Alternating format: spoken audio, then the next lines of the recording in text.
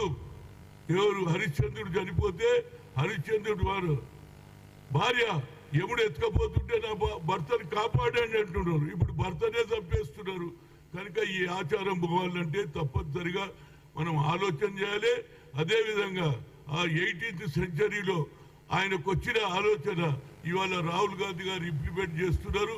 బడుగు మొదలైన వర్గాల గురించి సామాజిక న్యాయం జరగాలని మా నాయకుడు కోరుతున్నాడు. కాబట్టి దాన్ని తప్పనిసరిగా మా రాష్ట్రంలో ఇంప్లిమెంట్ చేస్తాం.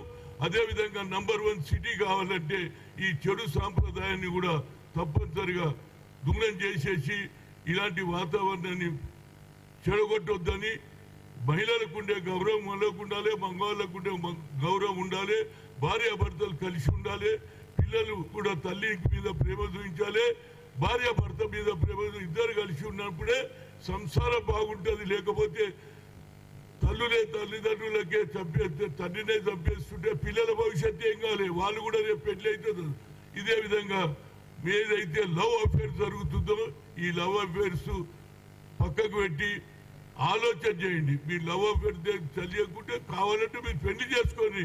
ఎందుకంటే మీకు వచ్చినటువంటి వయసు సరిపోతుంది కాబట్టి కొట్లాడి చేసుకొని కానీ పెళ్లి చేసుకుంటారు. తర్వాత భర్తను ఏ విధంగా చంపాలని మహిళలే అయ్యేదో పెళ్లి చేసుకుని ఆడపడిచే స్కెచ్ చేసే వాతావరణం నేను చూడలేదు. దీని మీద నేను ఏది లేవు ఇదైతే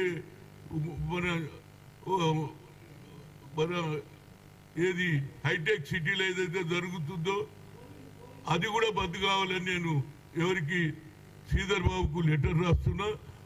అన్నిటికంటే మించింది ఏంటంటే ఈ వాతావరణాన్ని చెడగొట్టడానికి